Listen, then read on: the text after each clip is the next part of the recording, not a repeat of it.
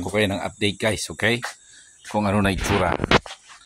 So, ganyan ang itsura niya guys. After an hour, ganyan ang itsura guys. Gagawin na naman natin yung technique ni Tolits.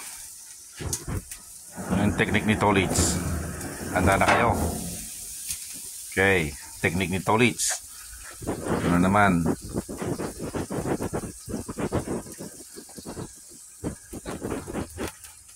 Technique ni Tolits yan guys. After 1 hour, 1.5. Pabilis yan guys.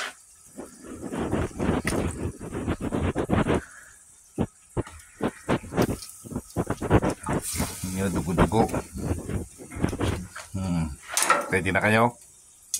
Tingnan nyo siya ngayon. Yung improve. Ayan na. Ayan na. Marami yan guys. Marami yan tubig na yan.